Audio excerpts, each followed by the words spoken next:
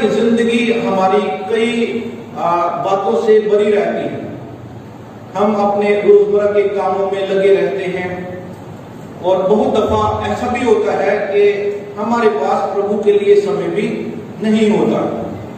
हम घरों में रहते कई दफा बाइबल पढ़ते ही नहीं, कई दफा प्रार्थना भी नहीं करते। इन हालातों में प्यारे दोस्त, हम प्रभु से क्या उम्मीद कर सकते हैं? जब हम खुदा के पास नहीं जाते तो खुदा से हम क्या उम्मीद रख सकते हैं? लेकिन खुदा का कलाम हमें हमेशा इस बात के लिए प्रेरित करता है कि हम अपने जीवन में प्रभु को स्थान दें और प्रभु के वचनों को पढ़ें, दुआ प्रार्थना में भी समय गुजारें। तब हमें खुदा से आशीष मिलती है और खुदा भी हमसे खुश रहता है। आज हमने इस पैसेज को पढ़ा। सबसे पहली बात जो मैं आपके सामने रखना चाहता हूं कि क्या प्रभु आपके घर में है? Is Christ in your home? प्यारे लोग, बड़ी खूबसूरत बात मुझे पहली 2 आयतों से मिली। संत मरकुस अपनी अंजील के दूसरे अध्याय में जब इसका बयान करता है तो कहता, कई दिनों के बाद वह फिर कफरनहूम में आया और सुना गया कि वह घर में है। यीशु मसीह घर में है। यहां पे टिपिकली ये स्पष्ट नहीं किया गया कि खुदावंद यीशु मसीह अपने घर में या किसी के घर में है या पतरस के घर में, लेकिन घर में है। प्यारे तो जब खुदावंद यीशु मसीह मारे गए, दफना दिए गए, वो तीसरे दिन मुर्दों में से जी उठे और उसके बाद उसकी उपस्थिति सर्वव्यापी हो गई। प्रभु हर जगह मौजूद है, लेकिन खुदा के कलाम में स्पेसिफिकली प्रभु यीशु मसीह ने कहा है, जहां 2 या 3 मेरे नाम में इकट्ठे होंगे वहां पर मैं हाजिर हूं। प्यारे लोग, क्या हम अपने घरों में प्रभु के नाम में इकट्ठे होकर बैठते हैं कि प्रभु हमारे दरमियान में हो? बहुत दफा हमारे घर में बाइबल होती है लेकिन शेल्फ पे। बहुत दफा हमारे पास टाइम होता है टीवी देखने के लिए। बहुत दफा हम मार्केट में जाना पसंद करते हैं लेकिन चर्च जाना पसंद नहीं करते। लेकिन प्यारे लोग, खुदा का कलाम हमें इस बात के लिए ही कायल करता है कि जितना ज्यादा प्रभु की उपस्थिति में समय गुजारेंगे उतनी ज्यादा आशीष आपको मिलेगी। मरियम और मार्था के घर में जब खुदावंद यीशु मसीह थे, मार्था घर के कामों में विचलित हो गई थी। प्रभु से शिकायत करती है, प्रभु आपको चिंता नहीं कि मेरी बहन ने मुझे कामकाज के लिए अकेला छोड़ दिया है? लेकिन खुदावंद यीशु मसीह का रिस्पॉन्स उसके इस क्वेश्चन पर, उसके इस सवाल पर था, क्या था? कहते, मार्था मार्था तो बहुत सी बातों की चिंता करते हैं, लेकिन एक ही बात इंपॉर्टेंट है और उस उत्तम बात को मरियम ने चुन लिया है और ये वो बात है जो इससे छीना नहीं जाएगा। कई दफा मैं इसको इस तरीके से कहता हूं, आप नेक कमाई करते हैं, आप अपने बैंक में उसमें से सेविंग करके कुछ जमा करते हैं, जब कभी जरूरत पड़ती वहां से निकाल के इस्तेमाल करते हैं। जो परमेश्वर के स्वर्ग में भी आपका एक बैंक है। जितना ज्यादा आप खुदा की भक्ति में समय गुजारते हैं, वो आपकी भक्ति वहां जमा हो जाती है। जब मुश्किल का समय आता है, खुदा आप पर निगरानी करता है और उस बैंक से आपको आशीषें देता है और उस मुश्किल से निकालता है। इसलिए जरूरी है कि खुदा की उपस्थिति में जितना ज्यादा समय गुजारे, उसके कलाम को पढ़े। खुदा का वचन क्या कहता है? प्रभु कहते हैं, मैं तो प्रकाशित वाक्य 3 अध्याय उसकी 20 आयत में लिखा, देखो मैं तुम्हारे द्वार पर खड़ा खटखटाता हूं, जो कोई मेरे लिए अपना द्वार खोलेगा मैं भीतर आऊंगा और उसके साथ भोजन भी करूंगा। Do you invite Jesus in your home? क्या प्रभु यीशु मसीह को अपने घर में न्योता देते हैं कि वो आपके घर में हो और आप उससे आशीषें प्राप्त कर सकें? प्यारे लोग, खुदा का कलाम हमें इसी बात के लिए ही प्रेरित करता है। नीति वचन 3 अध्याय और उसकी 5 और 6 आयत में देखें, तो जब खुदा पास होता है हम उस पर विश्वास करते हैं, तो जब विश्वास करते हैं तो खुदा का वचन हमें इसी बात के लिए कहता है कि जब विश्वास करते हैं तो पूरी दिल से करना। कहता तू अपनी समझ का सहारा ना लेना, परंतु पूर्ण मन से यहोवा पर भरोसा रखना, उसी को स्मरण करके अपने सब काम करना, तब वो तेरे लिए सीधा मार्ग निकालेगा। हम घर में रहते कई प्लानिंग करते हैं, लेकिन उनका संभव होना खुदा की ओर से होता है। इसलिए अपने घर में खुदा को स्थान दें, separate some time to spend with the lord, कुछ समय निकाले और खुदा के साथ अपना समय गुजारें। जो खुदा का वचन बताता, कई दिन के बाद वह फिर कफरनहूम में आया और सुना गया कि वह घर में था। जब प्रभु यीशु मसीह किसी गांव में जाते थे तो लोगों को जब पता ही चलता था कि वो है, जल्द से उसके पास जाया करते थे। आज तो बहुत पब्लिकेशन करनी पड़ती है, एडवर्टाइजमेंट करनी पड़ती है that something is going to happen, कुछ कन्वेंशन, कोई मीटिंग होने वाली है, इसलिए आप सब वहां पर आए। लेकिन खुदा यीशु मसीह के समय में ये सब कहां था? लेकिन किसी गांव में पहुंचते ही एक मुंह से दूसरे कान तक, एक दूसरे मुंह से तीसरे कान तक बात पहुंचती थी और लोग इकट्ठे हो जाते थे। और प्रभु यीशु मसीह जब वहां पहुंचे तो क्या लिखा? फिर इतने लोग इकट्ठा हुए कि द्वार के पास भी जगह ना मिल रही थी कि वह उन्हें वचन सुना रहा था। खुदावंद यीशु मसीह अपनी रिवायत के मुताबिक जब लोग उसके पास आते थे, उन्हें खुदा के राज्य की बातें बताया करते थे। इस समय भी बहुत से लोग वहां पर इकट्ठे हो गए। प्यारे जो अगर पहला लेसन हमें ये सीखने को मिलता है कि हमें प्रभु यीशु मसीह को अपने घर में स्थान देना है, इनवाइट करना है। और तो दूसरा लेसन हमें अगली तीसरी आयत से मिलता है कि हमें पूरा विश्वास भी उस पर रखना है। तीसरी आयत में लिखा, और लोग एक लकवे के रोगी को 4 मनुष्यों से उठवाकर उसके पास ले आए। यदि आप और ट्रांसलेशंस में देखें तो वहां पर डायरेक्टली यही लिखा है कि 4 मनुष्य उसे उठाकर प्रभु यीशु मसीह के पास लाए। यहां पर लिखा 4 लोग, लेकिन आई गो विद दैट इंटरप्रिटेशन कि 4 मनुष्य। अब 4 मनुष्यों के मन में क्या आया कि इस शख्स को, लकवे के रोगी को उठाकर प्रभु यीशु मसीह के पास ले जाए। सारा वृत्तांत नहीं बताया गया कि इन 4 मनुष्यों ने उस लकवे के रोगी से पूछा, या क्या इस लकवे के रोगी ने उनसे मिन्नत करी कि मुझे लेके जाओ। No, nothing is mentioned. लेकिन जब पूरे पैसेज को देखते हैं और खुदावंद यीशु मसीह की प्रतिक्रिया को देखते हैं तो यह महसूस होता है कि ये 4 मनुष्य विश्वास करते थे कि प्रभु यीशु मसीह इसको चंगा कर सकता है, और इस विश्वास से वो इस लकवे के रोगी को उठाकर उस जगह पर जहां प्रभु यीशु मसीह पैगाम सुना रहे थे ले आए। लेकिन क्या हुआ? देयर वर ऑब्स्टैकल्स, रुकावटें बहुत होती हैं।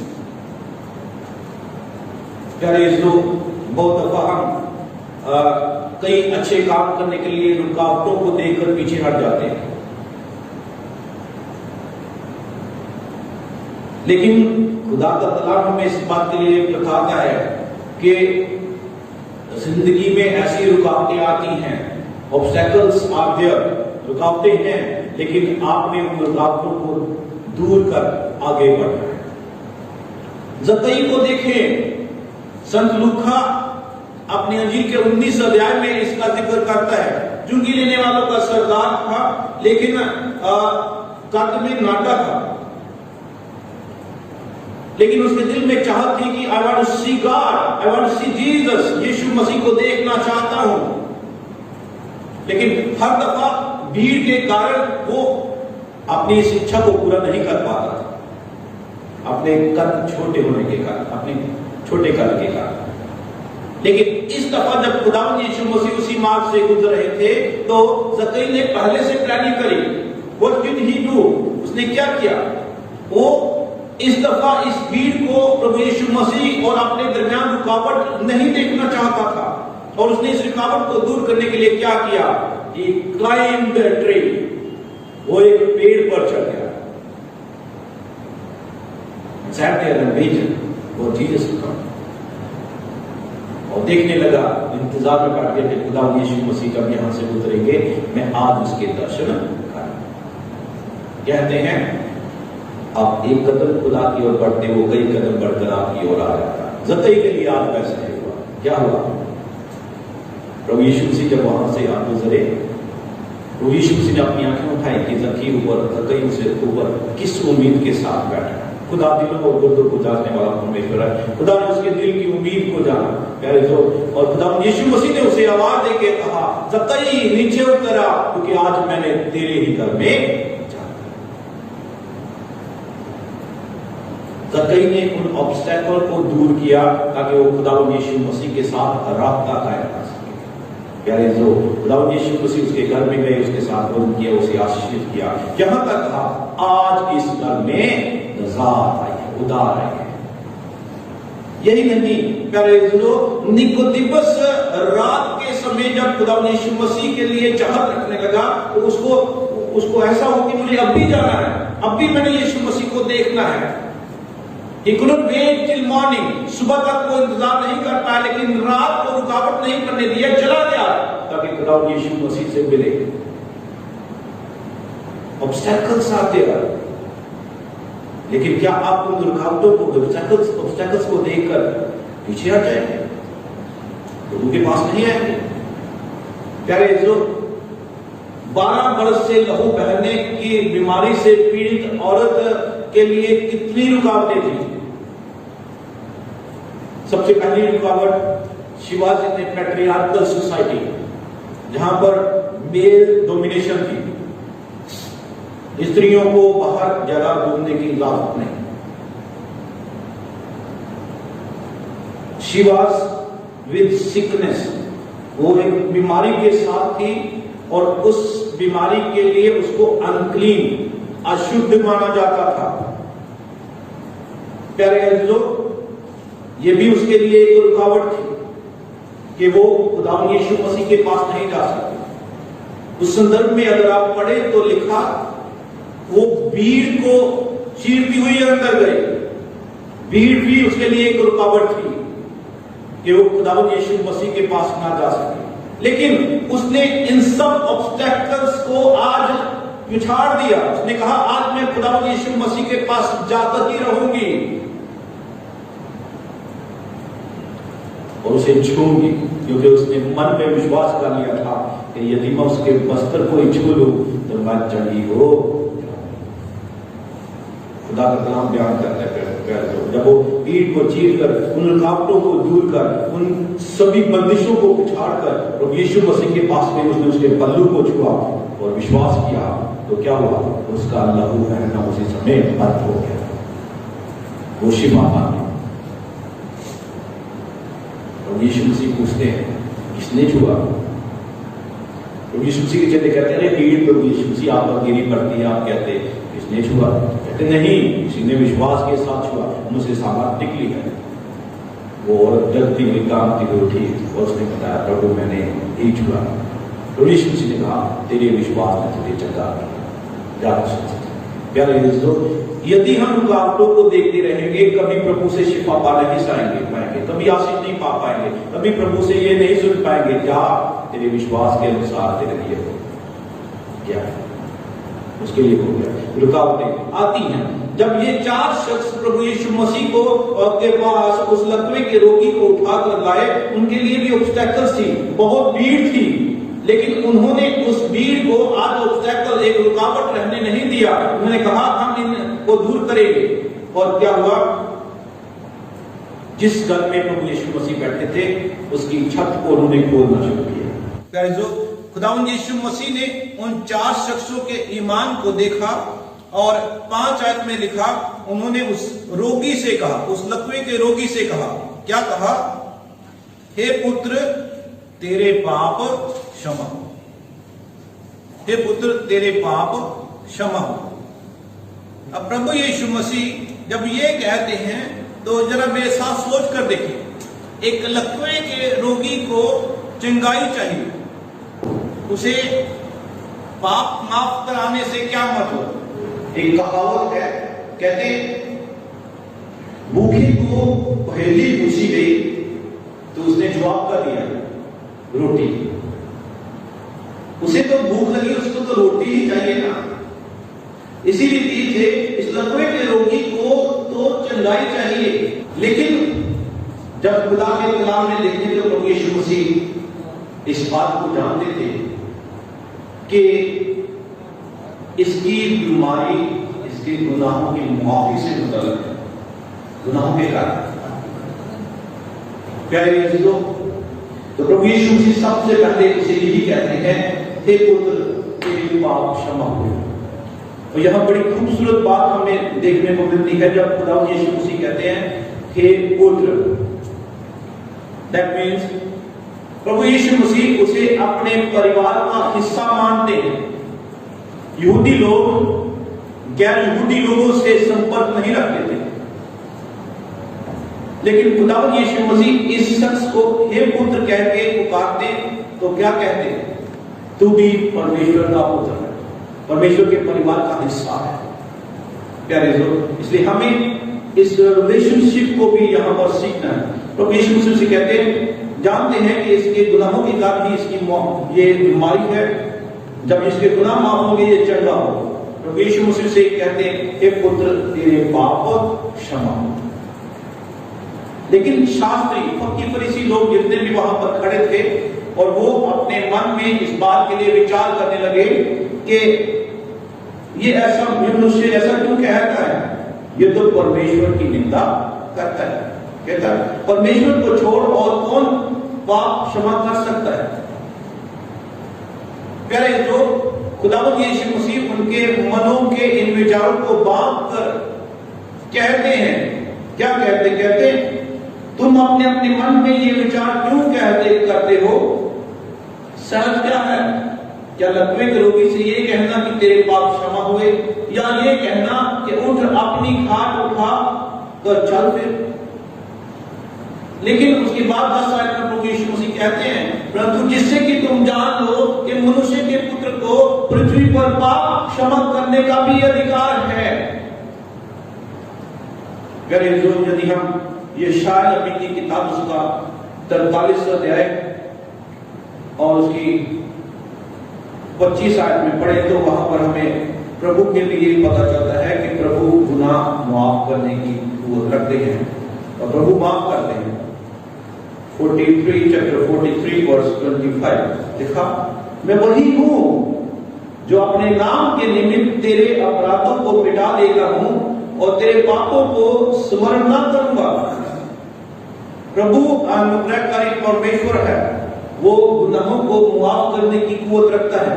लेकिन जब उन्होंने अपने इकलौते बेटे खुदावंद यीशु मसीह को जमीन पर भेजा, उन्होंने उसे ये अधिकार दिया, yes you have the right to forgive sins, गुनाह माफ करने का अधिकार है। इसीलिए खुदावंद यीशु मसीह मरकुस के अंजील 2 अध्याय की 10 आयत में कहते हैं उसने उस लकवे के रोगी से कहा, मैं तुझसे कहता हूं उठ अपनी खाट उठाकर अपने घर चला जा। तो क्योंकि उसके पहले 10 आयत में कहा मनुष्य के पुत्र को पृथ्वी पर पाप क्षमा करने का भी अधिकार है।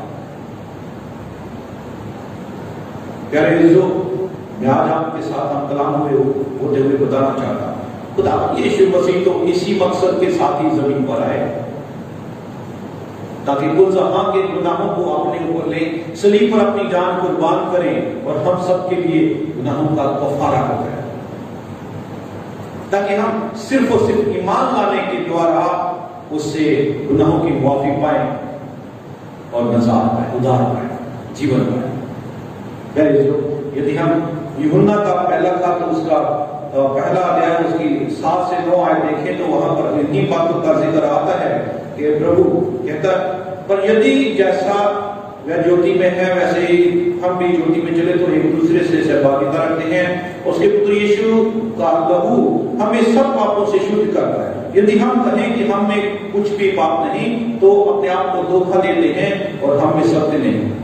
कहता यदि हम अपने पापों को माने तो वह हमारे पापों को क्षमा करने और हमें सब अधर्म से शुद्ध करने में विश्वास योग्य और धर्मी है। वो मुआफी देता है। उसने लकवे के रोगी से कहा तेरे पाप क्षमा। ये कहकर उसने कहा अपनी खाट उठा और अपने घर चला गया। जो लकवे के रोगी के लिए लिखा है वह उसी समय अपनी खाट उठाकर अपने घर को चल गया। प्रभु यीशु मसीह उस लकवे के रोगी को मुआफी की दुआई देते हैं।